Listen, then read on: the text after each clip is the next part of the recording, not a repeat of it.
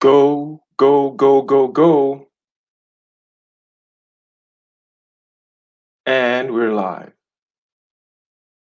And we're live, ladies and gentlemen, just like that. Just like that, with the snap of a finger, with the push of a button, we are live. And I can hear that the audio is clear. I am aware that the audio is clear. So today we're going to be talking about something that is fairly simple, fairly straightforward, albeit not easy, but still the idea is simple. Shout out to Solo TV 84 in the house. Shout out to Solo TV 84 in the house. Shout out to Aaron B.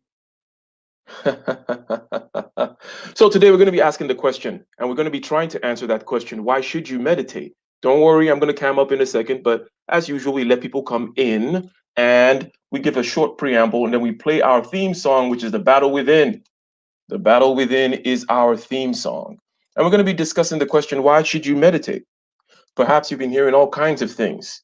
You're getting sick of being sold snake oil and the woo peddlers like Deepak Chopra telling you nonsense in your ears. And something about it just sounds a little off.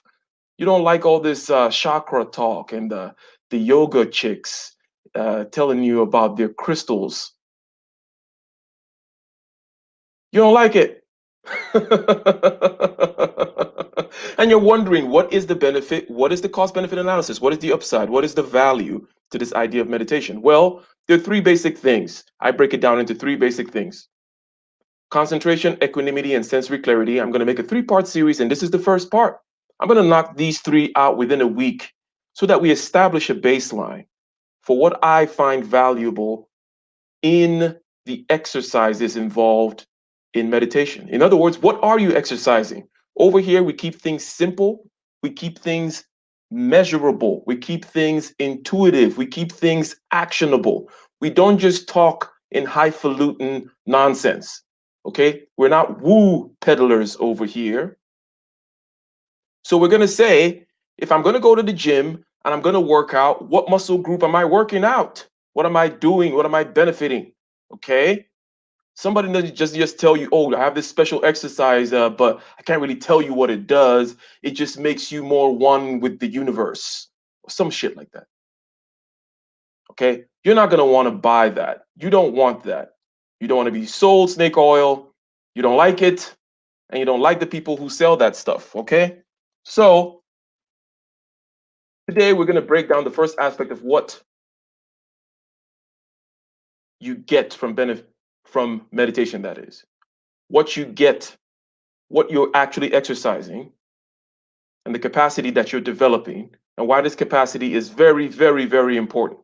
I mentioned that there are three things: concentration, equanimity, and sensory clarity. Out of these three, you can forge the path towards mastery of your subjective consciousness, which is feeling, image, and talk, right?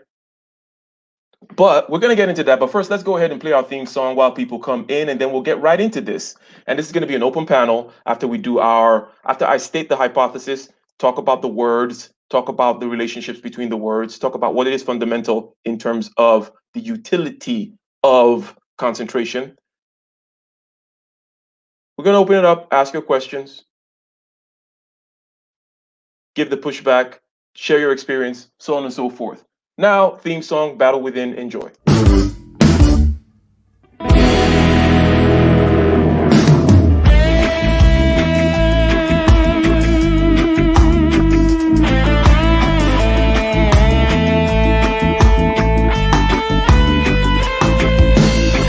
On the shore, relentless in the war, the legions in our hearts, shed waters in our voice, the spirit and the flesh, the emotions that arrest, the cerebral will contest, propelling the unrest. Preachers and bandits with means underhanded, the teachers pedantic and lack understanding. So sweep out the sand with the broom in your hand, stand up, make we burn Babylon. Cause I can give the world to you, but the falling of the curtain is for certain. Be careful where you're lurking, demon searching. The spirit and the women fight the battle within. Cause I can give the world to you, but the falling of the curtain is for certain. Be careful where you're lurking, demon searching. The spirit and the women fight the battle within.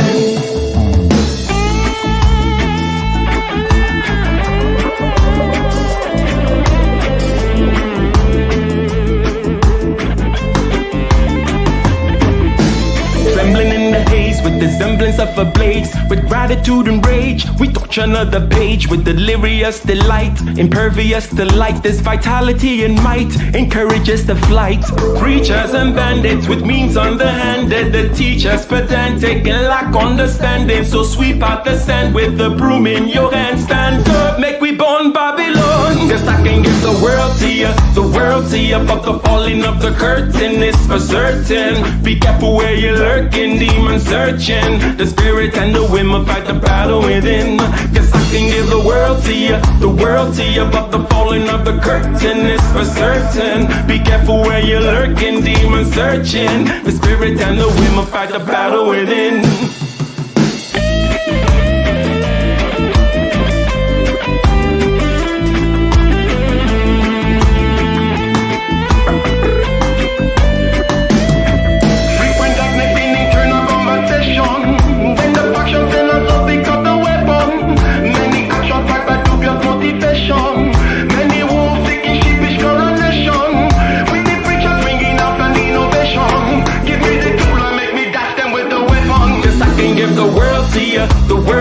But the falling of the curtain is for certain. Be careful where you're lurking, demon searching. The spirit and the women fight the battle within. Cause I can give the world to you, but the falling of the curtain is for certain. Be careful where you're lurking, demon searching. The spirit and the women fight the battle within.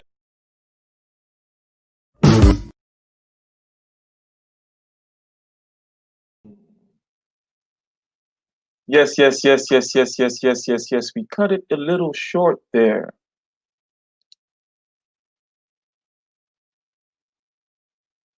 Welcome, ladies and gentlemen, to another live stream. Shout out to Q Dog in the house. Shout out to Covert Wolf.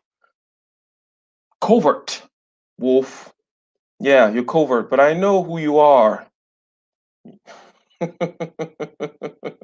Golden Jones, shout out to everyone in the house. Aaron B in the house. Shozan says hashtag team moving meditation. Okay.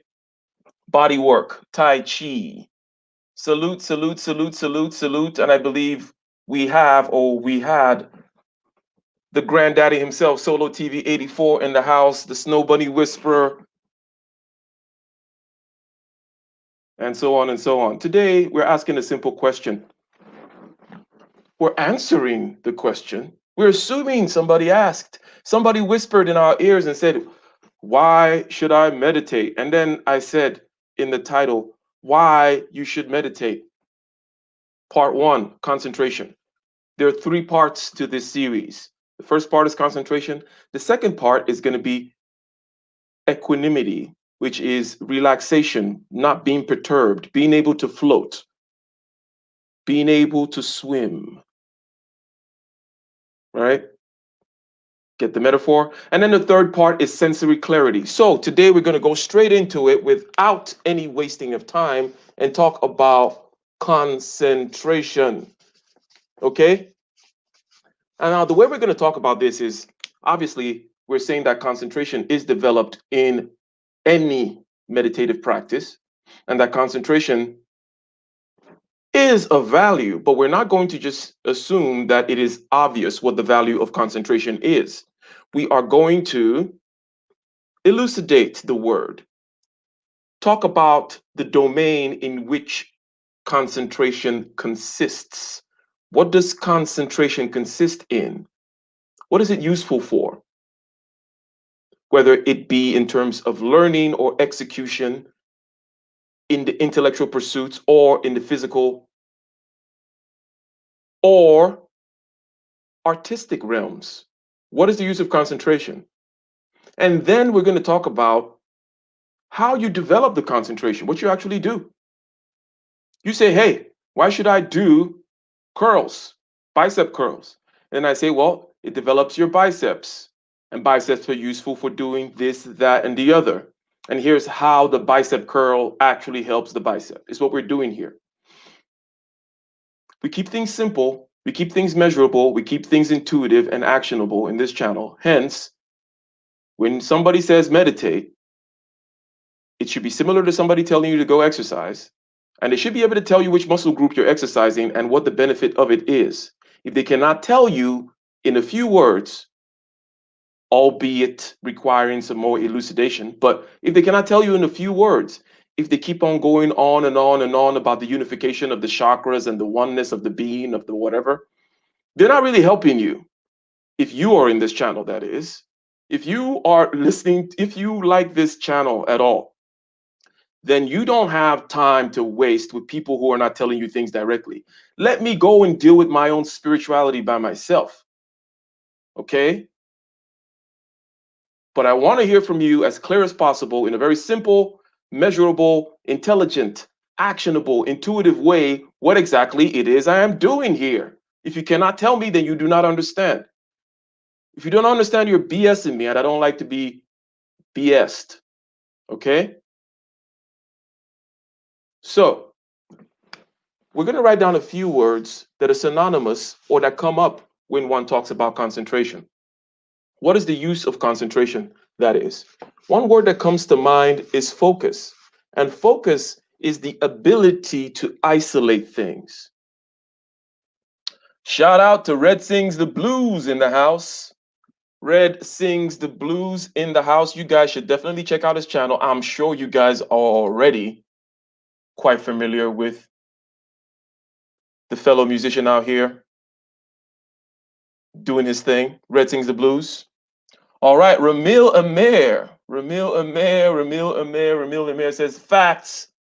He says, this is facts. Meditation enhances mental focus. Okay, so the first thing is focus. Focus is the ability to isolate.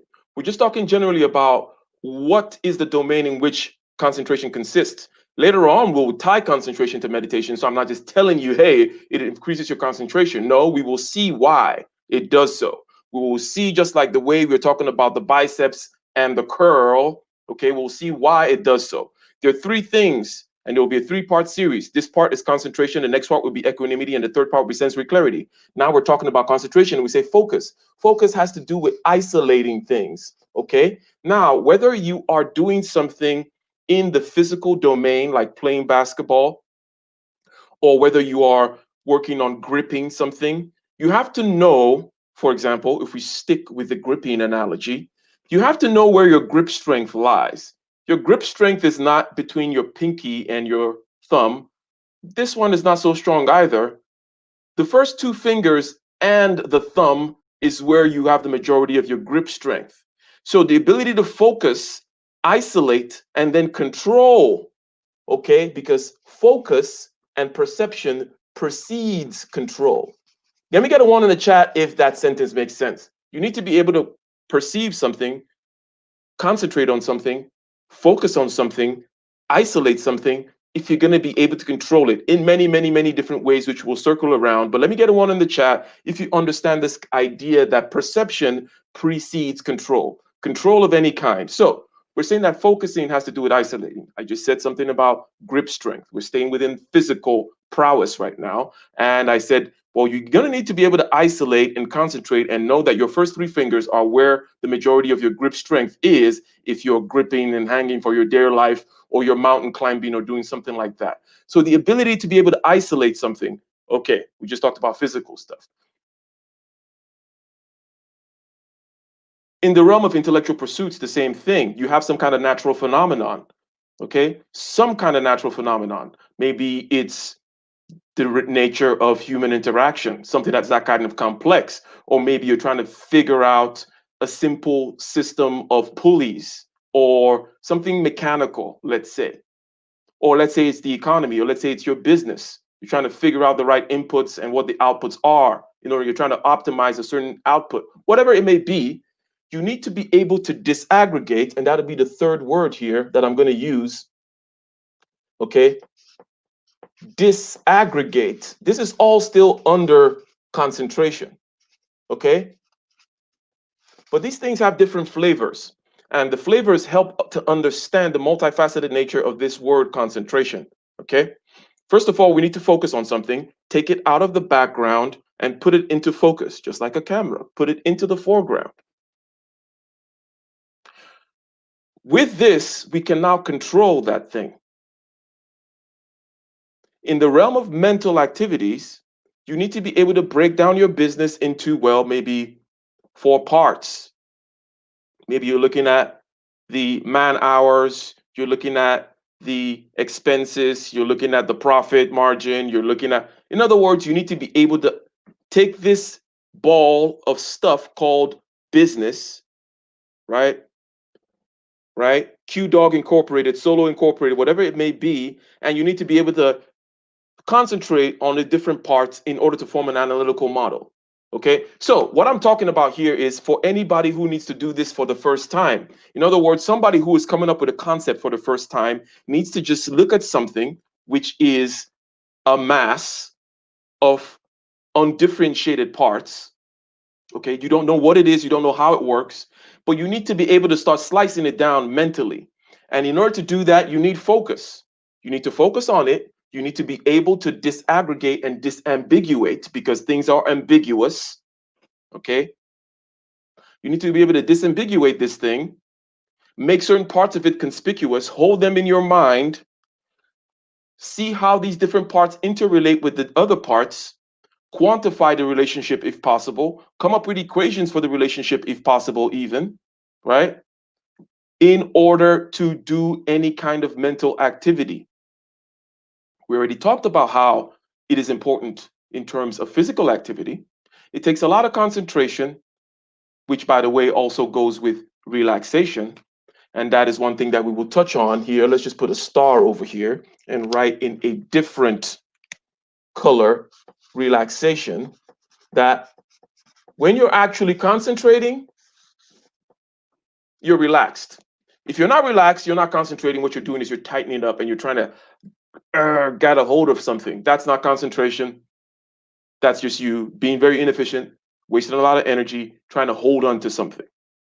What you need to do when you're trying to hold on to something is you are actually relaxed. You don't believe me? Well, you do believe me because you know this intuitively, but let me give you a visual. Just one word. A sniper. Is a sniper relaxed? Yes or no? 1, for a sniper, if you think he's relaxed. 2, if you think he's not relaxed. We already know he has high concentration going on. We already know he's able to focus on these different and disaggregate these different parameters. Parameters being the distance, the wind speed, the arc of the bullet that's going to take, which is affected by the distance, and so on and so forth. He is highly concentrated. But let me get a 1 in the chat if you think he's relaxed, or 2 if you think he is not relaxed and he's clenching his teeth and he's, okay. So we understand, even though it may not seem directly intuitive, that concentrated state is a relaxed state, because we don't tend to think about it that way. Because when we think concentration, we tend to think, but no, that's not concentration. That's not mastery. That's some little boy stuff. Okay. The real masters, the real snipers out there, the real people who know what they're doing, okay, when they are in the zone, making those free throws, all net, all net, all net, all day, there is no perturbation going on. There is a high level of concentration and a high level of looseness. When you're highly loose and highly concentrated, and both of them go hand in hand, there's almost nothing you cannot do. So, what are we saying here? We're saying the answer to the question why you should meditate is that, number 1, it gives you concentration. The other things we'll talk about in the next part, or the next parts. Okay? But so far, we're trying to talk about what the domain is that concentration exists in. We say, well, you need to be able to focus on something. We say that focus precedes control. that you cannot control things unless you're focused on them. And let me see if I can read something here of what's going on here to keep things interactive, ladies and gentlemen. Ladies and gentlemen, Ike, thought about a virtual whiteboard that you could screen share? Totally. Yes, yes, yes, yes, yes, yes. I'm doing that, and also for my Prometheus Engineering channel, I'm going to be using that so that it'll make the videos over there definitely better, quicker to produce, so that I can be more prolific with it. Definitely, definitely, definitely, because this probably gets hard to read. It's highly low tech, but I definitely want to keep with the writing, so I'll use a virtual whiteboard because there's something about the writing that I actually believe in versus giving typing it out and giving you a presentation like that. So he's gonna have to watch the stream again, Vin M. I'm assuming it's a he or a she or a Z. Ladies and gentlemen, we're talking about why you should meditate. It gives you concentration. Just going through here, we've got how is it going? How's it going, chat? Yes, yes, yes. Shout out to you, shout out to you, shout out to you. A sniper is under stress, but no strain. Ha ha ha ha ha ha ha. Yeah, you're using mechanical engineering terms or something like that, huh? I like it. I like it. I like it.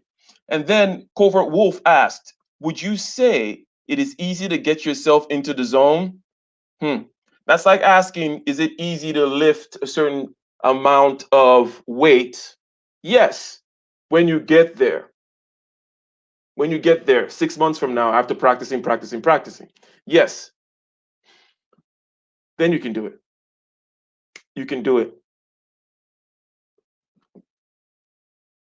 Or that it requires consistent practice to get yourself there. You answered your question. 10 minutes of meditation to get into the zone. Yes, into the meditative state. And that's another thing about the practice, which we'll talk about later on in terms of what do you do? What exactly is it that you're doing in order to exercise this particular concentration here? Because over here, we don't BS. Okay, we do not BS over here. We're not just going to talk smack. You're going to be able to see in an intuitive way, just the same way you see, okay, my biceps, are contracting and expanding. Okay, this must be working on my bicep when I do this. Same thing you're going to see over here. Okay, that in order to develop something, in order to master anything, you actually have to exercise it. In other words, use it. It's a use it or lose it thing. And it's no different in the physical domain than the mental domain. It's no different there than here. It's the same thing, and we'll get into the actual practices, and you'll see, okay, yeah, it makes sense. In order to develop concentration, you actually have to use concentration, and you have to use it in a formal way. Just like doing curls, it's a formal use of your biceps, right? It's formal, it has a form, right? It has a form, it has a particular mode just being a shape, a right shape to take, and you do it, and you count, and you rest, and you do all that kind of stuff. So formally, you want to develop concentration, you're going to have to use your concentration in a formal way. And even if you've never meditated in your life before, you know that there's something about concentration being used formally when anyone is talking about meditation. You know there's something about concentration and being in the zone in which we've just kind of described, right? So, Princia says, hope I'm not jumping ahead too far, but what form of meditation do you find to be the most beneficial to you? Very good question. We'll talk a little bit about it. Indeed, indeed, indeed, indeed, indeed. So,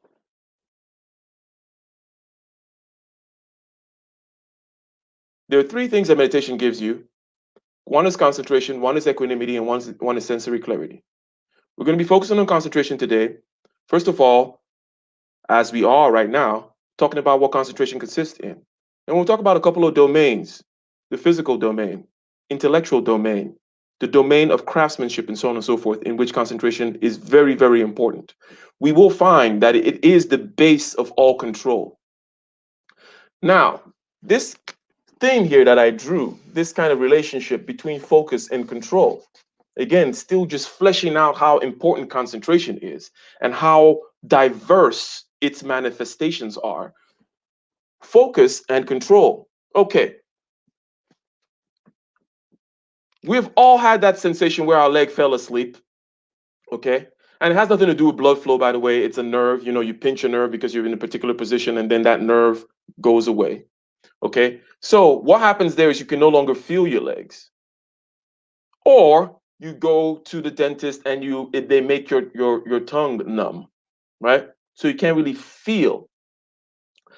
But you will notice, you will immediately notice, and let me get a one in the chat, that when you cannot feel something, you cannot control it anymore. It's not that you cannot move your mouth up and down and move your tongue, but you need the feedback. You need the feedback from the feeling in your leg in order to walk properly. Perception precedes control. Attention, focus precedes control. You want to control something, you need to be able to perceive it. If you cannot perceive it, you cannot control it. Okay? Makes sense. Let me get a one in the chat again. The reason why you cannot walk properly when your leg falls asleep, it's not that you can't move it. You know you can move your leg, but when you put it on the floor, you do not get that feedback. When you try to move your tongue in your mouth, you don't get the feedback. When you try to bite something and your gum, your whole mouth is numb, you cannot control it. You don't know how hard you're biting, how soft you should bite. Everything works in this feedback loop where you take an action, you get a perception. The perception then tells you how you should adjust said action. That's how you walk, that's how you talk, that's how you think, so on and so forth. Without perception, you cannot control. Perception precedes control. In other words, focus, the ability to isolate something, whether you're doing something physical or you're doing something mental or you're doing something of an artistic nature, vis-a-vis craftsmanship and so on and so forth, you need to be able to focus. Now, we talked about this disaggregation aspect as well, which is a big aspect of coming up with concepts. Being a conceptual thinker, being somebody that can solve problems, okay? Being somebody that can solve problems. So we're going to take this thing here and we're going to talk about, let's say, physical, which is just physical prowess, athletic pursuits. We talked about the free throw, the zone in the free throw. You have to be able to isolate the parts that are necessary in order to execute that free throw, and everything else is relaxed. That's the idea of being in the zone. There is a hyper focus. It makes sense. When you're putting something in focus, everything else is in the background. When the sniper is there with his gun, he's not twitching his legs and everything is relaxed, but his eyes, he is breathing in. He does not fire unless he's breathing out, because that's even when he's very, very more relaxed. When you breathe out, your body is in a dormant state. The only thing that needs to be focused is or shall I say, the thing that needs to be in use is the only thing that is in focus. That is a kind of a description of what being in the zone is. A relaxation coupled with hyper focus, not a kind of focus, which is not even focus at all. Okay? That's not focus at all. Physical, we talked about intellectual, and we'll talk a little bit about this kind of stuff because concentration is the base of any kind of intellectual pursuit. If you cannot concentrate, you cannot do anything mental. You might be able to walk still and do certain physical tasks, but you want to try to solve mathematical equations. You want to be able to think through the complications of a particular situation that you're in with your business or your life or so on and so forth. If you cannot focus, disaggregate, disambiguate, look at the different parts and pieces, come up with something as simple as a Venn diagram to see how these different things interrelate so that you can optimize, control, manage, design. If you cannot do that, without focus, you cannot do any of these things. So focus is the bottom of the pyramid. Concentration is the bottom of the pyramid for all these things you've talked about. Whether you're trying to grip something, you have to be able to focus your attention on your first three fingers. The rest is you're just there to kind of give some kind of shape and form. But this is where the grip strength lies. Not over here, right? Not with your pinky and your thumb, not with this guy either, but these three. That's where the grip strength is. I use the grip strength example because it's an easy and accessible way for us to understand that no matter what kind of a physical thing we're doing, when we're trying to go for physical prowess, whether you're doing taekwondo or you're playing basketball or whatever, the ability to focus, and athletes, that's why athletes know about the zone and so on and so forth, okay? Because there's something very, very analogous between meditation and exercise. They're just kind of like one and the same thing, to be honest with you, at the end of the day, okay? Meditation is an exercise of certain things which are not easily done simply by physical measures. Okay. But if you do strictly physical things, you're going to tap into it because you're going to need to practice the art of concentration and relaxation, anyways, when you're doing certain physical things, especially when you're doing them at the peak, such as being a sniper or being a free throw master, just getting all net, all net, all net. Okay. So the third aspect here is what I will call, and if you are familiar with this channel, you know our word here, fit, okay, which is feeling, image, and talk. Okay. This is the part, this has to do with your subjective consciousness. Okay. Subjective consciousness. This is the part that goes neglected most of the time. It goes neglected most of the time. In other words, people know, okay, I got to train for physical things. I got to train for intellectual things. But how about training to be able to master me?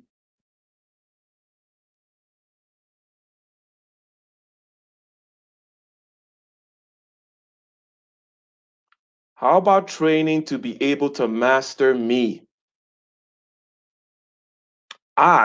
You are a very complex, weird thing. How about bringing this thing called concentration, the ability to disaggregate, disambiguate, and see what's going on, right? How about bringing that to bear? Okay. From here, we will begin to see how meditation helps and the kinds of meditations that could help. I'll answer that question that was previously raised about the ones that I find particularly helpful to me. It'll be intuitive in the sense that we know that in order to make something better, we need to exercise it. In other words, we need to use it and grow it, use it or lose it, right? So, all right. Do you believe you can accidentally get into the zone? Yes, you can actually get into the zone. You can get in the zone just looking at the moon in a beautiful beach somewhere. Okay. You can get into the zone doing that because there is something about a focus that comes over you. And also, there's something about a separation of your subjection. Let's not get too complex with that because it's not about getting in there accidentally because it could happen, but getting in there accidentally, finding the right in, you can get in there through inspiration is what I'm saying, right? If you know, whatever it is that you like, art can take you into the zone, for example, and that's the arts and the aesthetics. Therefore, I mentioned, you know, maybe you like nice full moons over a nice coastline or something. You can get in the zone just watching that if that's your bag, right? You can get in the zone looking at a beautiful woman. So subjective consciousness is the thing that is often neglected in terms of the practice. And subjective consciousness is where the meditation aspects of things tends to be then focused on in terms of how it is marketed, how it is perceived. Even though it's not necessarily stated this way, you know, subjective consciousness, feeling, image, talk, and so on and so forth. But this is how we talk on this channel. We just talk in language that everybody can understand. Okay. We're not going to be talking about your chakras and your unity and your this and your that. Not because those things don't make sense, but because those things have a different context altogether. You don't speak Sanskrit. We're not ancient Indians. So we should not necessarily think that we can speak in the same language and understand each other. But we know what feeling, image, and talk is. We know what focus is. We know what concentration is. We know what the ability to be able to disaggregate and disambiguate is. We know that attention precedes control in ways in which we can describe it, right?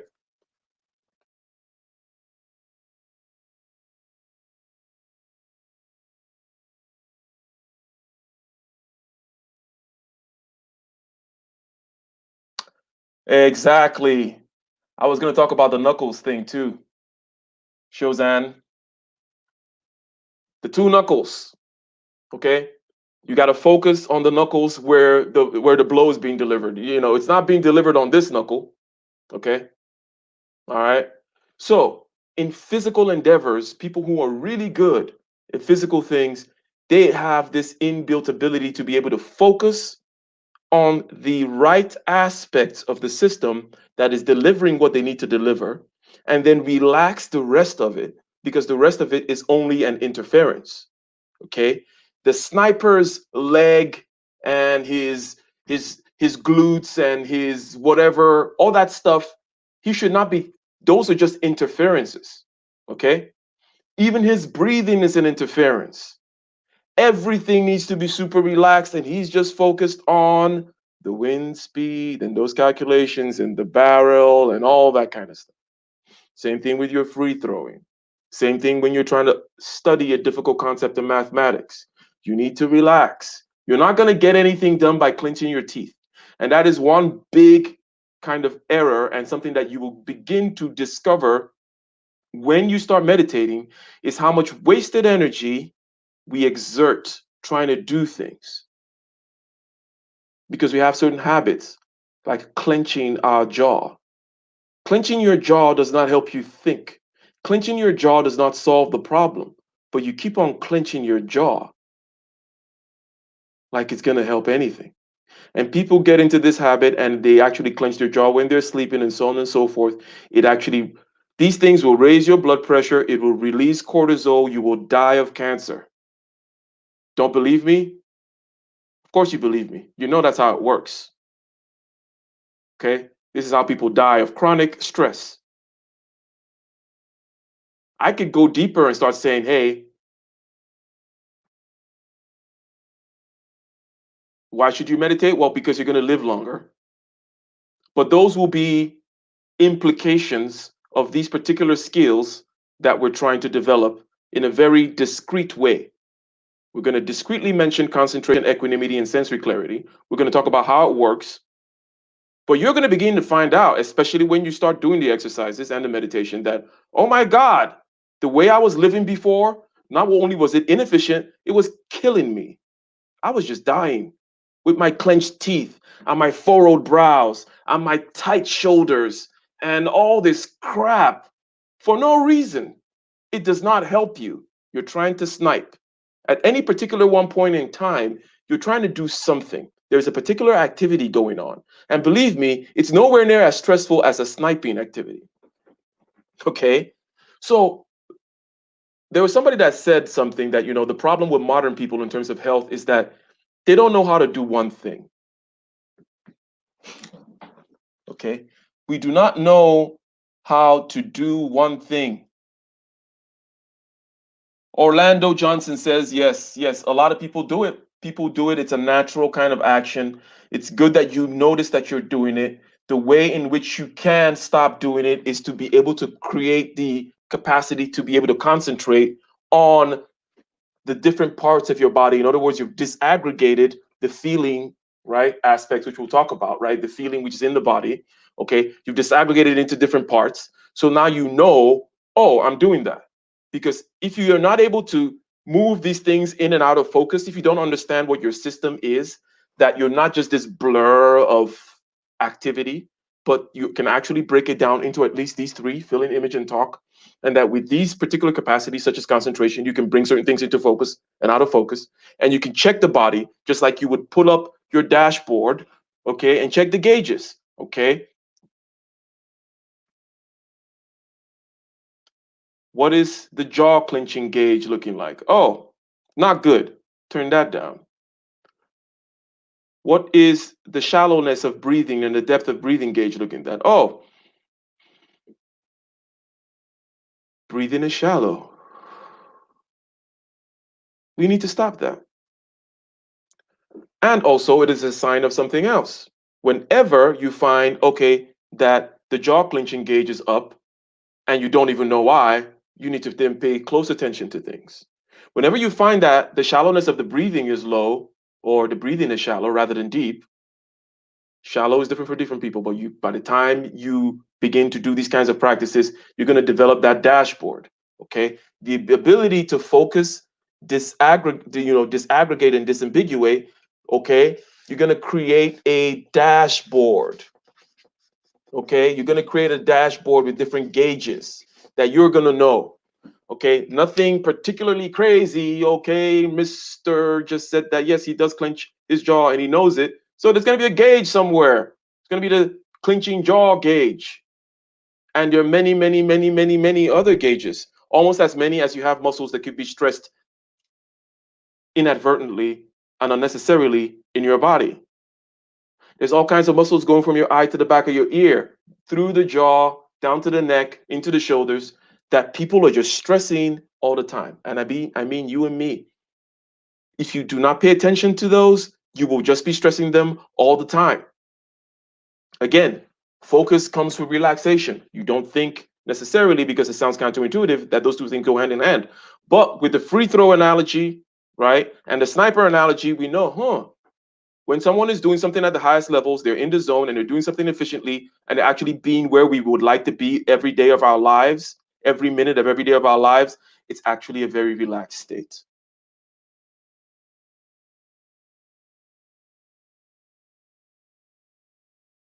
It is not a perturbed state. It is not a state of wasted energy. It is a relaxed state. So I was saying that basically we have seen how in the physical domain, in the intellectual domain, the ability to concentrate are fundamental, bottom of the pyramid type stuff. But that there is this aspect, okay, subjective consciousness, which is kind of left out. And people just kind of talk about it as in the zone type talk, as a byproduct of being a good runner, the byproduct of being a great basketball player. But not only these athletes can be in the zone, you don't have to be Lord Sushomaru or Goku. Shout out to Soul Provider Speaks. All right. You don't have to be, busting out Kamehameha waves or whatever in order to understand and get the benefits of this subjective consciousness thing, mastery of subjective consciousness. Because whenever we see the martial arts, we tend to see this aspect of things going side to side, that ability to master yourself and so on and so forth. Okay. But that's because of the physical route that they're taking. Okay, but you do not have to go there in order to live a decent life where you're not killing yourself by clenching your jaw and raising your stress hormones. And chronic stress kills. Acute stress is fine. Acute just means there's a spike. Okay, oh my god, I almost hit this car in the freeway. Oh, I'm stressed. Okay, now I'm good. Acute stress is fine. You can go through that every once in a while. It's actually good for you. It's good for the psyche. A little bit of shock every now and then is good for the immune system. It's good for the psyche. It's good for your bones. It's good for your muscles. What kills is chronic stress, meaning constantly, day in, day out, a raised level of stress hormones, a raised level of tense muscle, a raised heart rate, a shallowness of breathing, a general miserableness of life, which is the state of the West, of the whole world, perhaps. Yes, I am saying that. I'm not, this is how people live. This is how people live, and this is how they die. So, why should you meditate? It should be obvious. So, concentration vis a vis mastery of subjective consciousness. Okay, let's talk about this disaggregating aspect. And let's talk about this clenching of the teeth, for example. But before we get into that, let me see if there's anything in the chat that I could highlight. Okay. What about when you're breathing is shallow from running? Young Swift. My current stress battle is my tight neck and shoulders right now. My main relaxation focus is the relaxation of those two. There you go. Okay. So you're breathing is shallow from running, then that's fine. I think we all understand how dynamic systems work, and that if you're looking at the rev meter of a car, yeah, when you're going that low gears and you're doing that stuff and it's the rev meter is high, yes, it should be high. But if it's high when it's just idling, then there's a problem, right? So I have noticed some people who fall prey to cancer had very stressful lives prior to getting it. It is true. It is true. Can I recommend a guided meditation author on Amazon? I will recommend somebody. So, what do I mean by disaggregating stuff? So, you wake up in the morning and you feel bad. Bad, okay, that's a nice simple one. It has no, it's very plain. Rather than ask, why do I feel bad? Ask what. So, with concentration and the creation of this dashboard is going to tell you how much of what, where, and changing at what rate.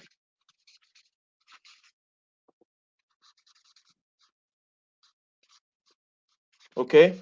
So, the rate of change of something, how much of it, and where is it? And we're going to say that this is a focus that we're going to bring to bear on bad. That this bad thing that we're saying here, first of all, we're going to take our first step of disaggregation and disambiguation, which is feeling image talk. Again, I live and pray at the altar of fit, feeling image talk. I repeat it at least once every video. You guys are getting the idea now. And it's an intuitive thing. Over here, we don't talk nonsense. And for those who are new, basically what I'm saying is that anything that's going on with you at any point in time can be broken down into the feeling in the body, which can be internal sensations, which we call emotions, or external perceptions, or sensations of the organs, which we do not call emotions. It's just, you have you're feeling something inside. So that's the feeling aspect. And then there's the image in the head and the talk in the head. We know what that is, okay? In other words, what's going on in your head mentally, and then the feeling in your body is the entirety of anything that's ever going to be your experience. There is no other way of experiencing anything other than feeling in the body, image in the head, and talk in the head. That should begin to relax you a little bit. You should begin to understand that, okay, I can get a handle on that. Off, fly off the handle, if you will. I can hold on to the handle. If I'm feeling bad, let me ask then, what exactly is bad? How much of what? Where? And changing at what rate? So you can say, well, I feel a low level kind of throbbing, but low intensity throbbing feeling. It's uncomfortable around the chest area. Because trust me, again, there is no such thing as feeling bad without it being able to be described in here. It's not something in outer space. It's not in heaven. It's not some, God pushed the button bad and you don't even know what it is. Just, oh, I feel. No, you're going to be able to describe it in the feeling, image, and talk parameters. How do you do that? You need concentration. You need practice of doing this in order to be able to say, rather than, I feel bad, you'll be able to say, I feel that throbbing here, and I notice a clenching of the jaw. Hmm. Now you can control. Focus precedes control, right? Because trust me, a lot of people, majority of people we're talking about, right? We know this. This is how just people just live their lives, whether they're smart or they're dumb. And as a matter of fact, the smarter they are, the more they tend to be unaware completely of this subjective consciousness aspect of things. So they wake up in the morning and they're feeling bad. And they don't even know that they're feeling bad because they don't even pay attention to anything. Everything is an undifferentiated mass. They just go through the motions and they're gripping the steering wheel while they're driving to work and clenching their jaw. And they don't know why they snapped at some point. Or they don't know why their shoulder hurts. Or they don't know why they did something stupid, made a silly decision. and went home with somebody they shouldn't have went home with later on that night? Why did you do it? Why?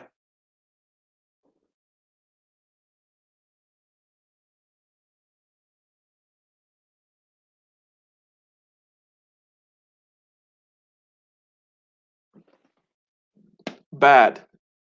How much of what? Where? Changing at what rate? We noticed the jaw. We're going now to the description of somebody who's already doing this, okay? I'm not saying, hey, just wake up tomorrow and you're going to be able to do this. We'll talk about the practices. I'll recommend some stuff, okay? We'll talk about the practices and I'll recommend some stuff. But now we're describing, having described first and foremost, the domain within which concentration consists, what it consists in, okay? And then we say, well, these are the areas where you're playing, you're learning in these areas and you're participating in these areas. Whether you're learning something physical or participating in something physical, you need concentration. Whether you're learning something intellectual or participating in something intellectual, you need concentration. And then that this part tends to be completely ignored, especially in Western education, which is you. The organism itself is completely ignored, and then you wait till it's too late and then they fill you with pharmaceuticals. And look, I'm not some kind of anti-big pharma conspiracy theorist bullshit kind of person. No, I'm just talking facts, right? I think that the the difference should be clearly stated. Again, things over here are simple, measurable, intuitive, and actionable. When I say X, you're going to know that I said X, and you're not going to be able to say it was Y, or so on and so forth. When I say that you're killing yourself by clenching your jaw, it's you're going to know that you clench your jaw and you grip your steering wheel and you don't know what bad feels like. And you're going to know that it takes concentration in order to do that, because you have had glimpses in the past of times when you have been able to disambiguate and disaggregate and therefore control and understand what exactly is going on, right? So, this is not some nonsense about why you should be living a particular lifestyle or not. I don't like lifestyle talk. Lifestyle talk is for the birds, okay? This is about practical stuff, therefore, stuff you should be doing. In other words, there's no excuses for this kind of talk. Lifestyle talk and universe talk and big pharma talk, you can talk about that all day and never do anything. Over here, when you hear these kinds of things, you're going to realize that you don't have excuses anymore, because you know exactly what is going on and you know exactly what you're doing. Therefore, you should act, act, act as soon as possible. Do what is necessary.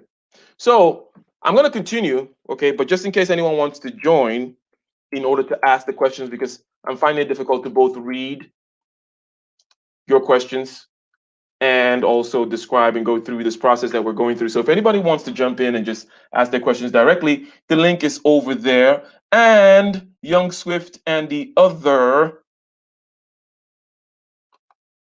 mods, please go ahead and share the link as we're going along. Okay? Please share the link as we're going along.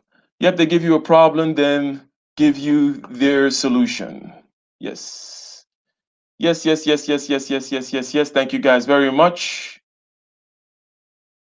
Handling anger and all that kind of stuff. So, feeling bad, or let's say anger, okay? Because anger is a very potent one, okay? The idea behind this disaggregation business is because we usually want control. Okay, nobody wants to be completely controlled by anger unless it's the perfect scenario where, you know what, you needed Hulk at that time in order to get out of that burning bush or whatever it was, right? But generally speaking, we need control. In other words, so we need focus. So we want to be able to disambiguate. This is true in physical systems, as we said. You want to be able to focus on the knuckles that deliver the punch, focus on the grip strength, blah, blah, blah. The sniper focusing, the free throw player focusing. That's how you control anything. That's how you execute at a high level. Okay? So now we want to be able to break things down in the realm of subjective consciousness so that we can focus and then control. So we said bad, but someone said anger, which is very, very key, because that is one big time killer. Okay? It takes that chronic stress I was talking about, puts it at an even higher level. Okay? So, understanding that anger has to happen in the body and in the head. Again, feeling, image, and talk fit. If you don't get anything out of most of the things I say, just remember that thing that look, what am I at any point in time? I am feeling, I am image, and I am talk. Nothing else. So I am angry has to be some combination of feeling, image, and talk. Feeling is very easily accessible. The great way to get into this, and now we will segue into meditative practices, which for regardless of which particular meditation practice you're doing, breathing is the easiest starting point. Everybody knows this. Woosa. Everybody knows how to take a deep breath and do all that kind of stuff, but doing breathing exercises, which I'll describe one simple one in a second. But what I tend to do is called Vipassana meditation. Okay. There's this guy called Shinzen Young. Let me just write his name over here. Shin Zen Young. Someone asked about guided meditations. I find him to be particularly useful. So, anger. Anger has to occur in the realm of feeling, image, and talk. Anger has to be the operation of these three. So, you're going to notice what is going on? Why do I have to act? Why do I have to do something? Why can't I just notice? I can notice that my heart rate is going up. I can notice a heat in the back of my ear, at least for me. And that may be common. So, I'm going to list certain things that are the manifestations in the feeling, image, and talk realm regarding anger. So, usually in the talk realm, there's going to be some kind of a replay of the reasons why you should be angry. And it gets to the point where you actually even repeat it. Okay. Again, let me get a one in the chat if I am describing things that are the manifestations of anger within the feeling, image, and talk dashboard, which is what you are. You wake up in the morning, bzzz, you open the operating system. What is the operating system? The operating system is feeling, image, and talk. Until you die, what is the operating system? The operating system is feeling, image, and talk.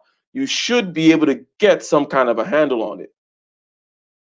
So, heart rate increases. You notice that in the body. Okay. Rather than just say, anger, I'm doing stuff. No, there is an observer always, which is what you will notice when you start practicing meditation, is you are not out of control. There is an observer who can observe the heart rate go up. There is an observer who can observe the temperature in the back of the ear go up. There is an observer who actually hears the repeating of the talk. That talk repeats so much that it actually then elicits our active participation.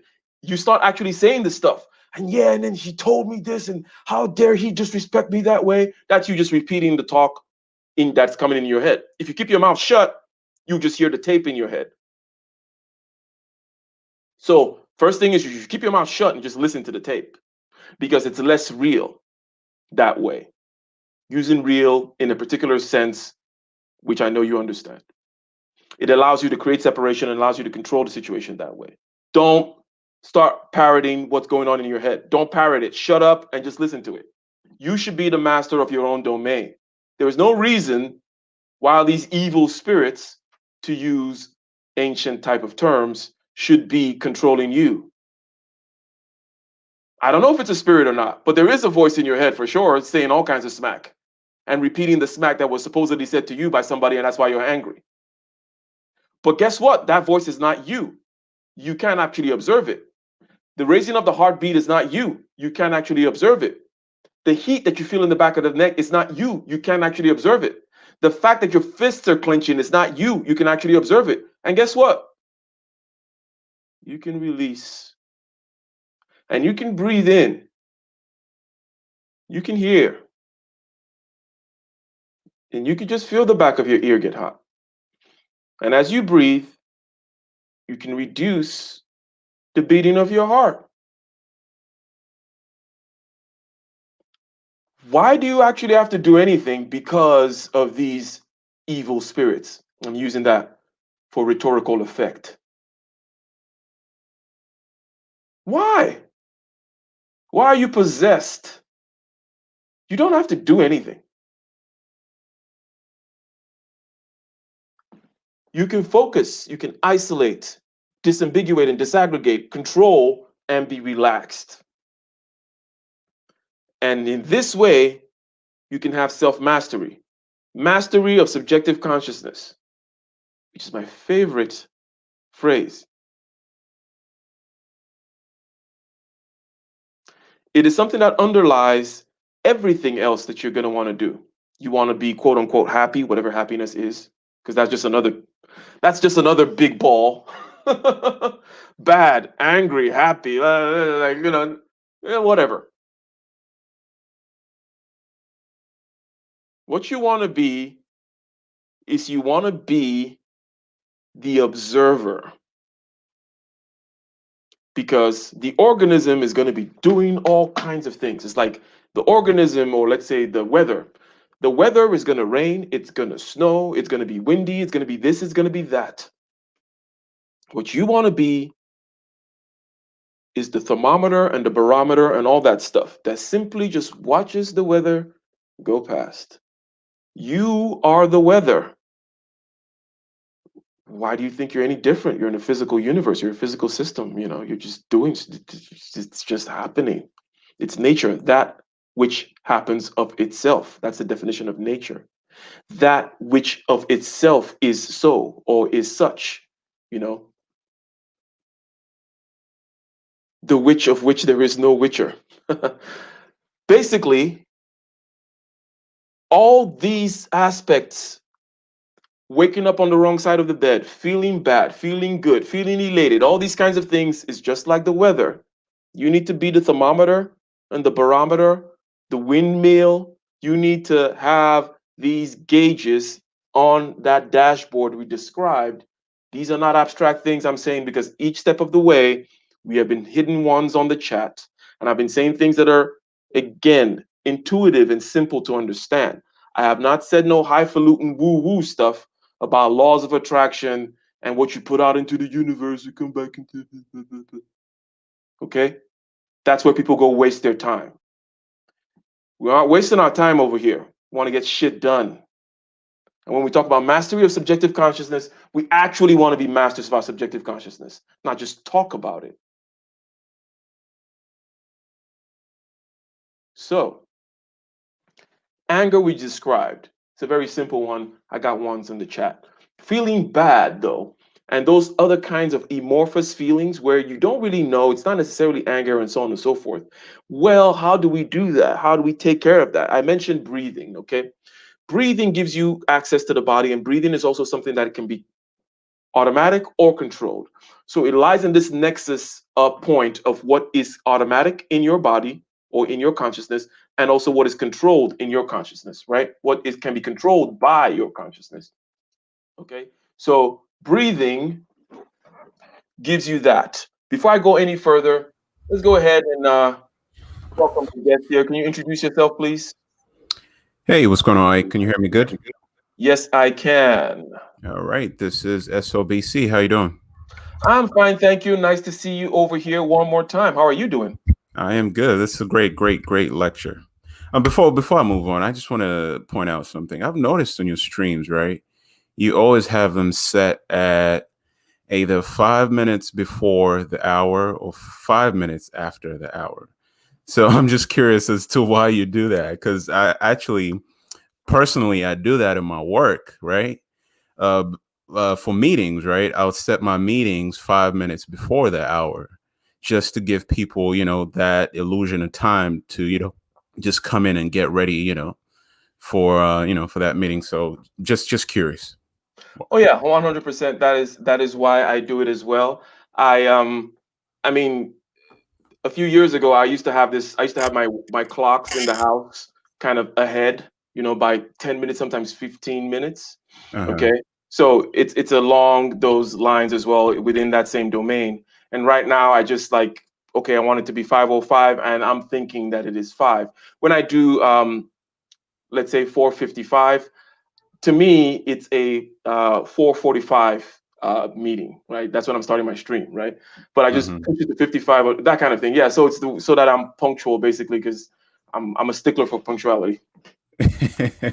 Yeah, so I noticed I was like, "God, I do the same thing." Okay, cool. That's pretty cool. But anyway, I just wanted to talk about so I'm Christian, right? And Mhm. I do so the Bible talks about a silent prayer, right? And that's what I do. I do a silent prayer. And silent prayer is more of just being silent and observing thoughts and not engaging within those thoughts. Um, so my thing is, what's the difference between that and meditation? For me, my understanding of meditation is that meditation is you embed yourself within those thoughts. You know, you don't observe the thoughts, you embed yourself within those thoughts. Whereas silent prayer, you're observing the thoughts, you're separating yourself from those thoughts. Okay, So what's your take on that? so I would say that there is a word called contemplation, and then there is an first. Let me just say that the word meditation is also used to describe what you just said, which is to meditate on something, right? Meditating on something is what you described. You're embedding yourself, you're getting lost into this particular thing. Okay. But meditation, in the way I'm describing it, is more akin or is completely 100% akin to what you're saying, which is the ability to create a separation. Right? And that's why I've said we're going to create a dashboard. I said you are not the weather, you are the measurement of the weather, so on and so forth. Hmm. Okay? So Hmm. I would say that 100% what you're saying is what I am saying. Now, there may be a little bit more to prayer than simply, even if it's a silent prayer or not, than simply so because what I'm doing here, because at some point I mentioned I'm gonna go take care of my spirituality on my own, right? But if somebody asks about it, yeah, sure, we can talk about it. But what I'm saying here is there is this thing called concentration, which we can all understand. There is this thing called equanimity. There is this thing called sensory clarity. And there must be a way of getting better at it. It has these benefits over on this side. And also, when you want to master your subjective consciousness, the part which is generally forfeited, right? That you can do these things, and we go through. We have a conversation. People say one in the chat because it's intuitive, right? Now there is another side to it, which is the spiritual side of things. Okay, and I want to ask you, besides what do you get when you do your silent prayers? Let me just ask it simply that way. What are the benefits to you? Oh, that's a great question. And one huge benefit I've really gotten away from doing this silent prayer. I've been doing it for about a year and a half. And the biggest benefit I would say is I've stopped judging other people. You know, um, for example, I can have a conversation with someone and I can observe them. I can see they're really, they're into the, what's the word what's the word to use here? It's like, they're into the matrix, right? They're into their thoughts. You can see them inside their thoughts. You can see them getting controlled by their thoughts, right? So having that ability to observe other people is, I think, to me, it's tremendous, and it's taken away that judgment of other Mm, people. And I can better, I can understand people much better. I can communicate with people much better. I know where people are coming from, you mhm. know. So that's one big takeaway from Gotcha. doing the silent prayer. So there's understanding. There is better communication. Okay. Now, in the you know, outward manifestations of the spirit, if you will, in terms of the ethical side of a religion such as Christianity, there is compassion and understanding and communion that is emphasized, right? Right. Okay. So the thing about, so I'm going to mention that and I'll come back to that. In other words, there are manifestations, there are second order effects from what you said. You said you do this thing and then you have these outcomes. And you're not necessarily be more understanding just because somebody said, be understanding, right? And then you're just Exactly. going to go be understanding. It's like, well, how do I be understanding, right? Right. And that is where it's this thing again, this subjective consciousness is highly ignored. Now, you may not have the, or shall I say, any particular tradition or culture within a particular time may not have the language to pass it on to the masses, the idea of certain contemplative, meditative acts, which, by the way, it exists in the West as well with Christianity. You have monks that do their meditation and so on and so forth, just like in the East, right? But generally speaking, these things tend to be esoteric, right? You don't, it's not easy.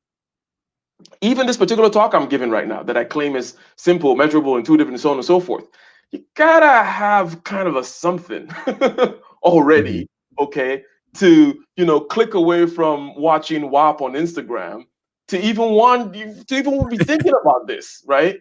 So it is not easy to get the whole general message across. So that's why you would then say, okay, be compassionate, be this, be that. But whenever you look into the writings, let's say, of the church fathers in Christianity, then you're going to really, or if you read like theology or whatever, you're going to start seeing certain things a little deeper and so on and so forth. Okay.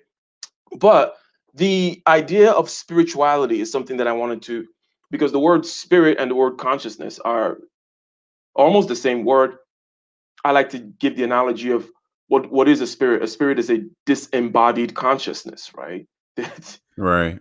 So Right. it's almost like spirit is consciousness. And as a matter of fact, I think in the German word, spirit is consciousness, actually. Spirit is mind in one of the Exactly. Germanic derivations. So I think that the materialism, getting me off now into the land of metaphysics, philosophy, so on and so forth. But, anyways, materialism, being the materialists that we are, given the fact that we're grown up in a materialist milieu, right? We have come to denigrate the awesomeness, if you will, of consciousness. And we no longer see the spirituality in it. We no longer see it as spiritual. We tend to think of spiritual as being somewhere else. And since we don't see it, then we poo poo it, it probably doesn't exist. And then we think of consciousness as a specific arrangement of matter. So again, we're materialists, not because we like bling bling and stuff, but materialists from a metaphysical standpoint in terms of our philosophy, where we ground things. We believe in matter we trust, in matter we can weigh, matter we can measure. Everything must be matter, and we kind of belittle matter so much that even consciousness, since we've now demoted consciousness to just a specific arrangement of matter, even though we don't know which arrangement it is, but at some point we will know, and we will create the AI and we'll be able to prove that it is conscious. But we have forgotten that when I mention this thing called mastery of subjective consciousness, okay, I'm talking a very, very spiritual thing. Right. And it's just so amazing to just watch yourself. It's like you're watching a movie, So it's that's the power of doing silent prayer. And also, I just wanted to add something to what I said earlier. Taking that judgment out has led me to have little to actually no anger.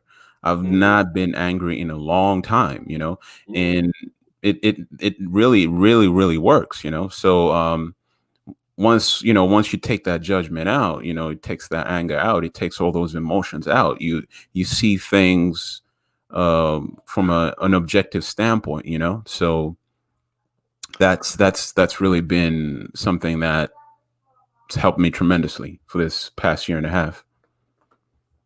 That is rather profound there.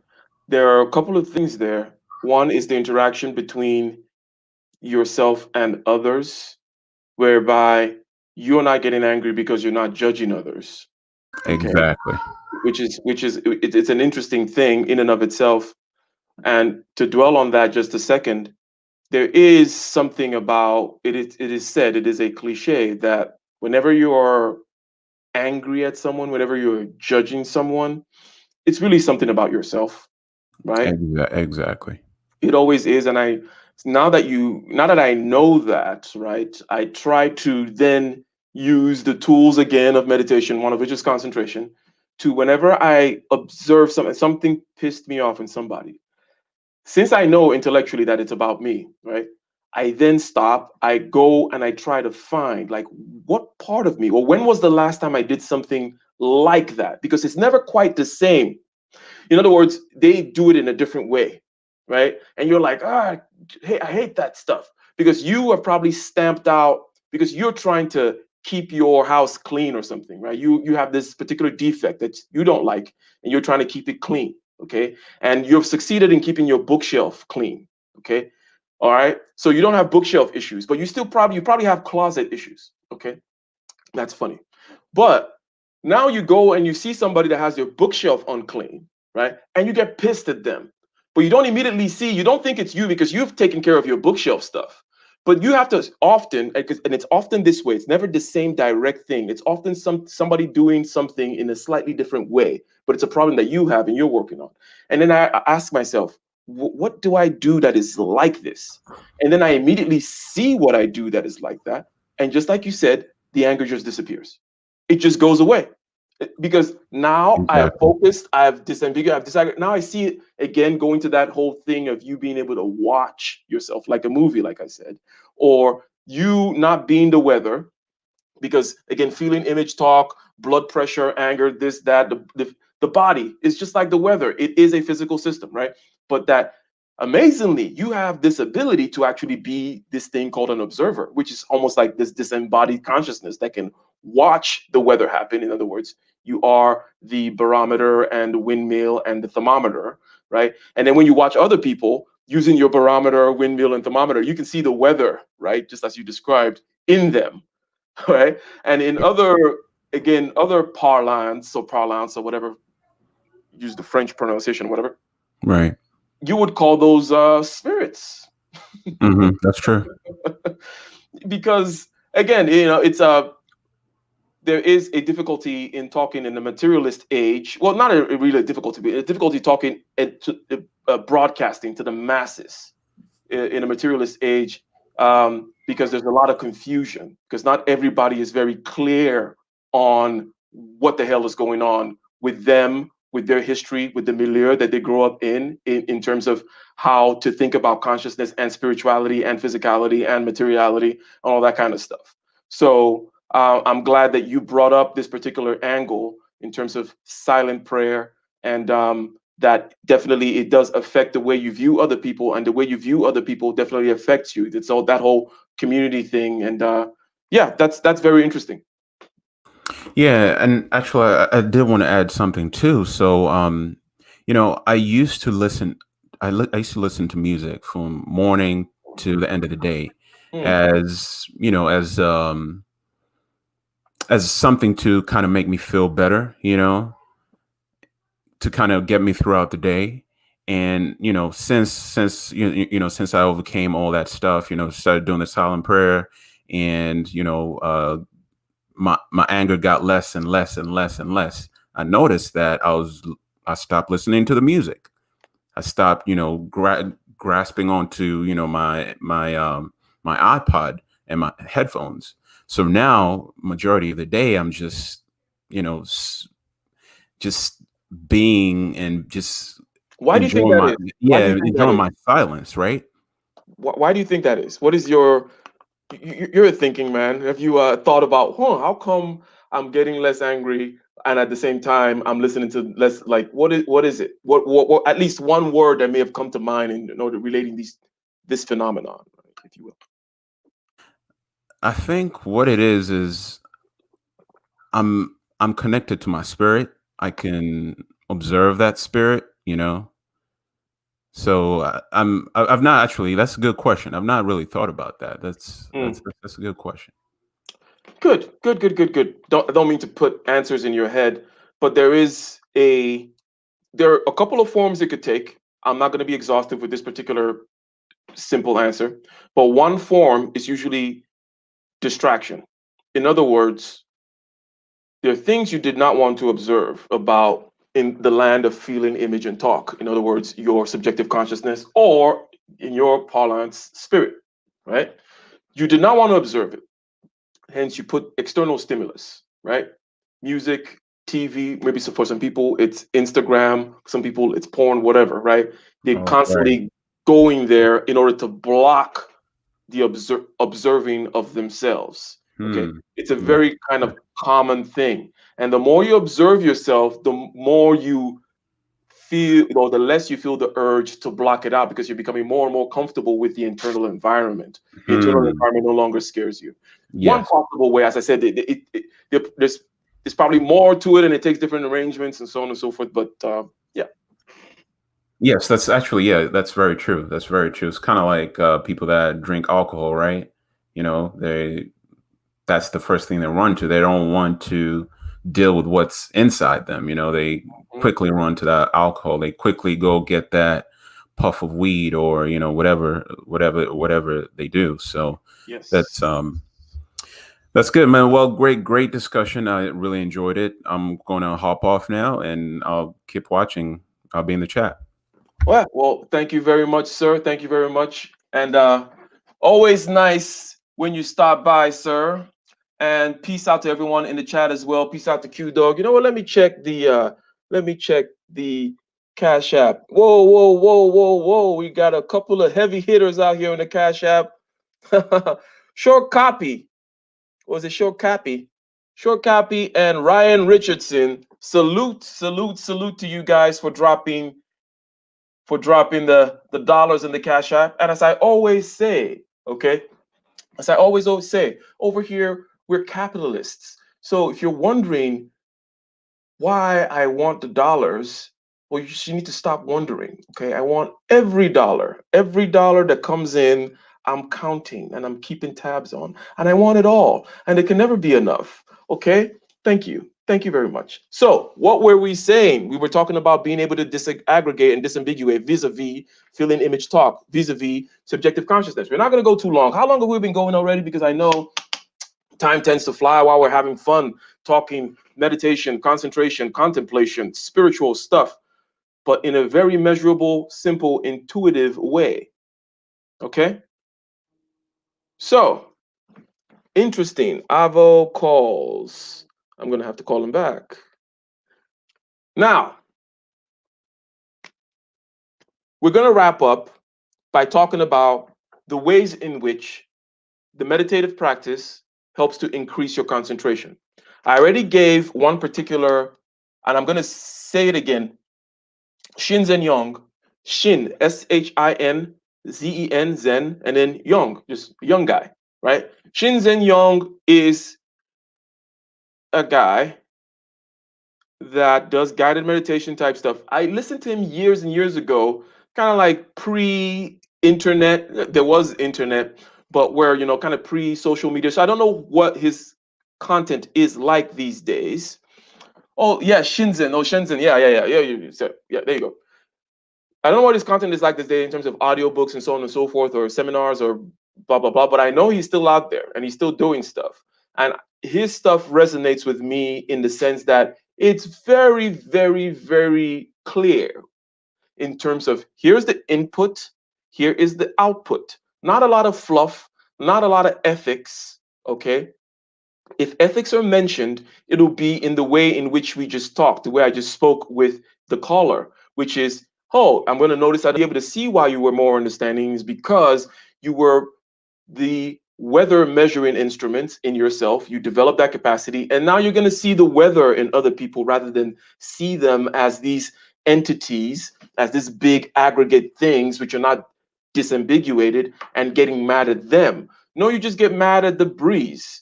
And then you realize, oh, I'm not going to be getting mad at the breeze. It's just the breeze. As a matter of fact, I observed that same breeze with me yesterday. That breeze was blowing. I was watching it. Same breeze is blowing over there. I'm just going to watch it. Right. So he does not moralize. Okay.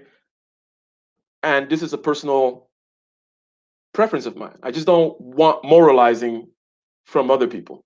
Because I think that technique is more important. Give me the mastery, give me the tools, and then we know what to do. then we know how to be compassionate. We know how to not judge and so on and so forth, because it's almost going to fall into place. It's going to be like a nice little Rubik's cube or whatever. It's going to be like Tetris. The things are going to fit correctly. It's going to feel right to be less judgmental, because it's going to be good for your hormones and you're going to be able to feel that. You're going to be able to know how to act. And then also you're going to be able to know how to harness your dark side. Take anger, for example. Okay. So the idea is this: you can be controlled by anger, and then you can be scared of it, just like a knife. Okay.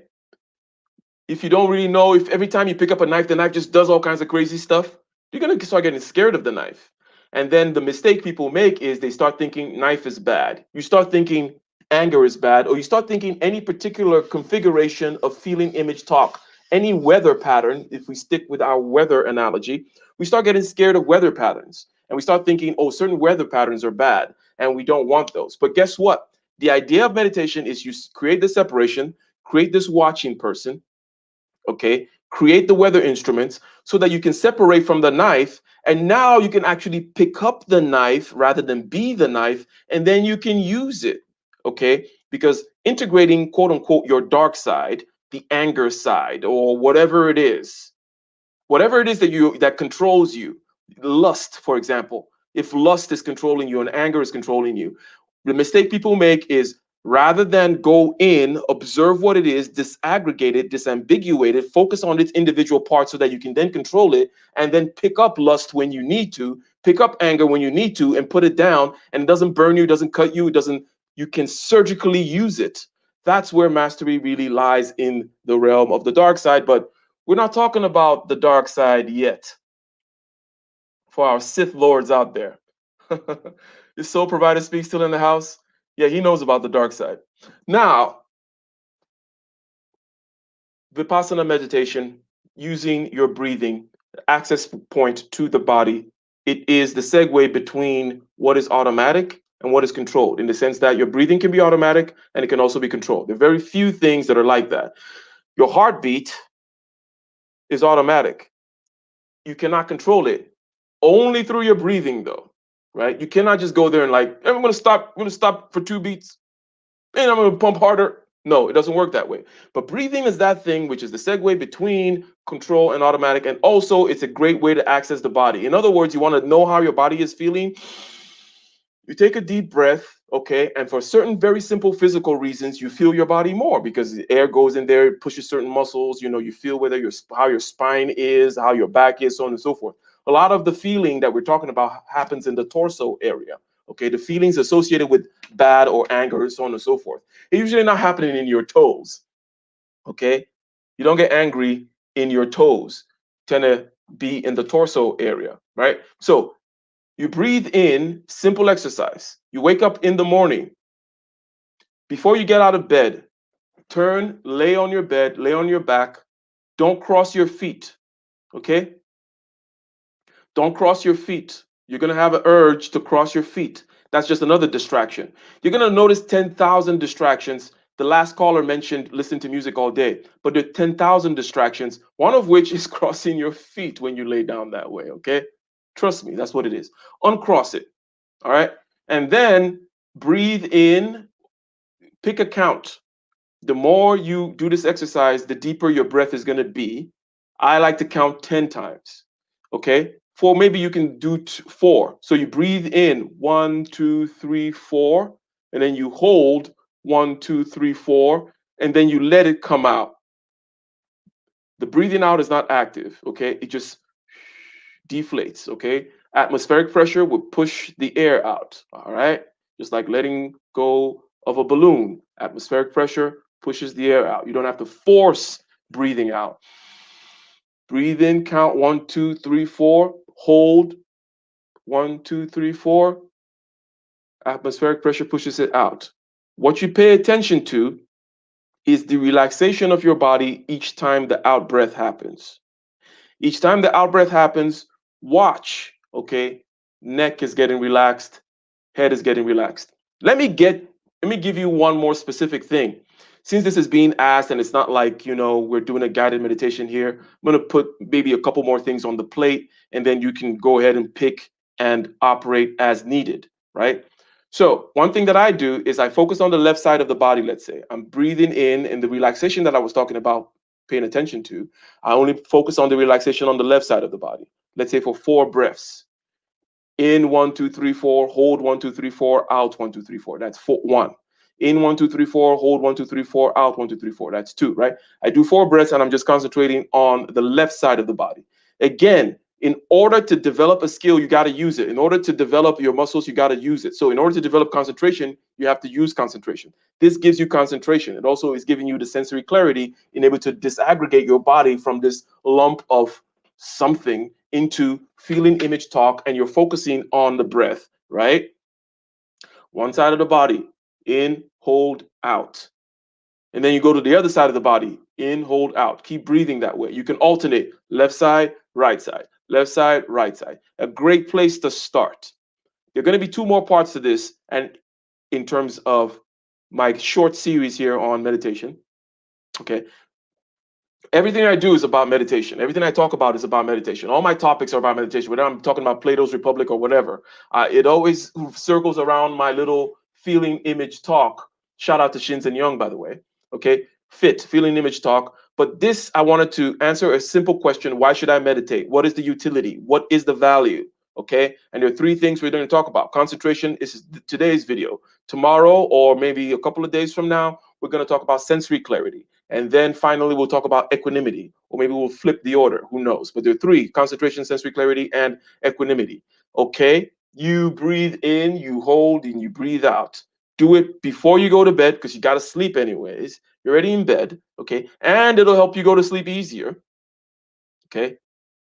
And then notice again, you notice the relaxation of the out breath, and you'll start to notice how much tension you're holding in your body, even though you just woke up, even though you thought you were relaxing in your sleep. But we know for those jaw clinchers, we know that people clinch their jaw while they sleep. People grind their teeth while they sleep. People are stressed even while they're asleep.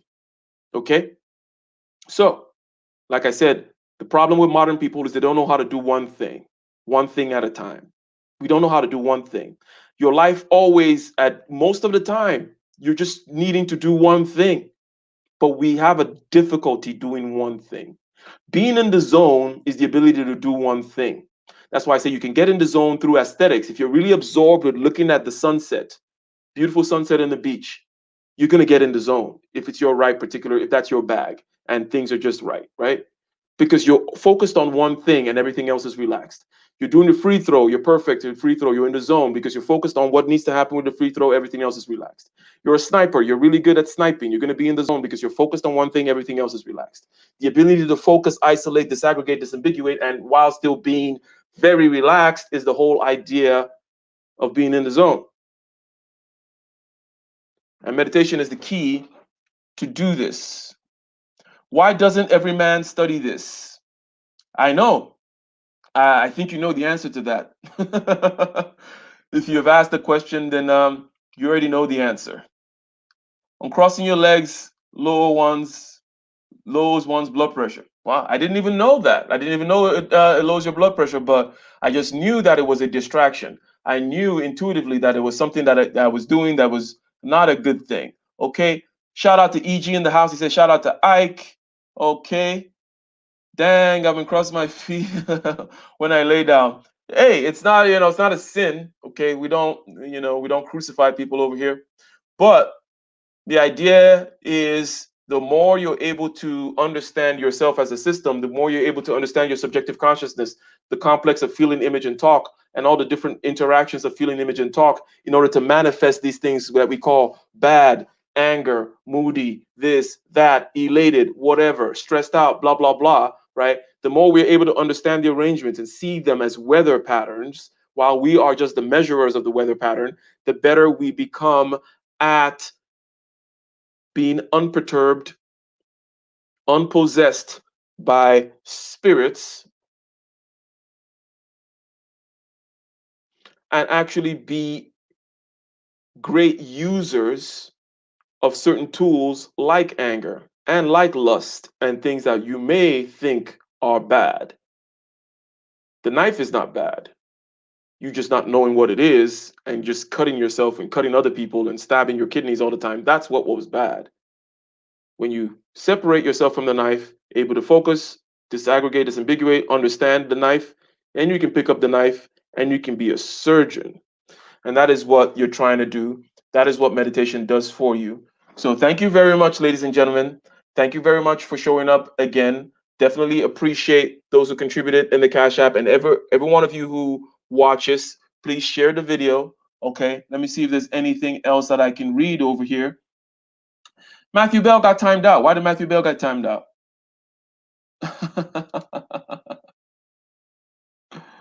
Oh, because he wanted to talk about albino spoon and why the albino boy doesn't get a dark side. That's a lot of time spent typing on some random corner of YouTube. Interesting. Very interesting.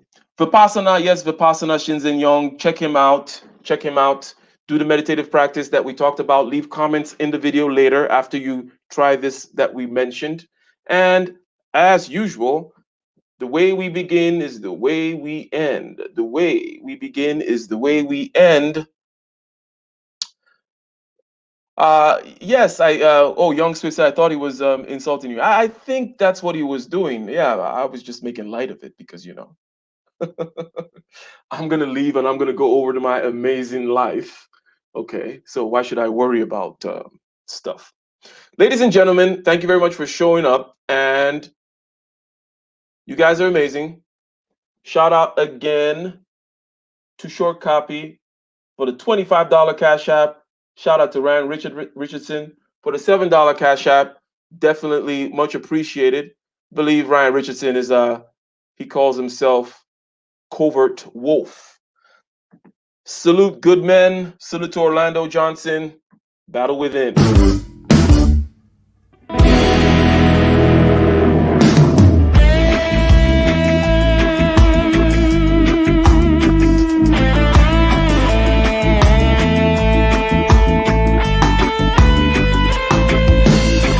On the shore, relentless in the war. The legions in our hearts, shed waters in our balls. The spirit and the flesh, the emotions that arrest. The cerebral will contest, propelling the unrest. Preachers and bandits with means underhanded. The teachers pedantic and lack understanding. So sweep out the sand with the broom in your hand. Stand up, make we burn Babylon. Guess I can give the world to you, but the falling of the curtain is for certain. Be careful where you're lurking, demons searching. The spirit and the women fight the battle within. Cause I can give the world to you, but the falling of the curtain is for certain. Be careful where you're lurking, demons searching. The spirit and the women fight the battle within.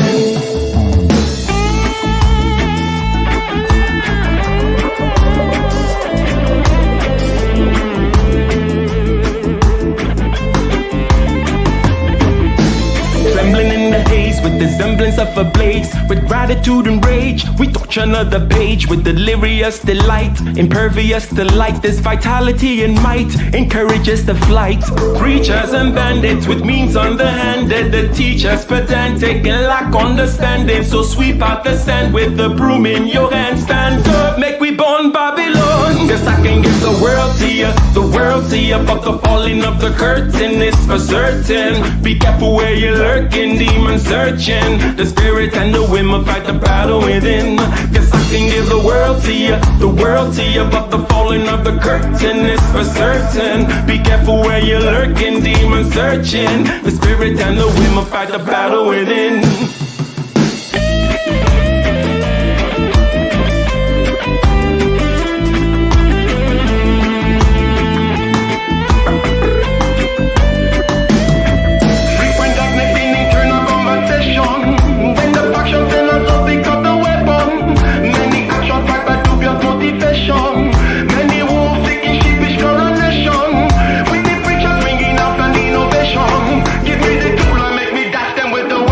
Guess I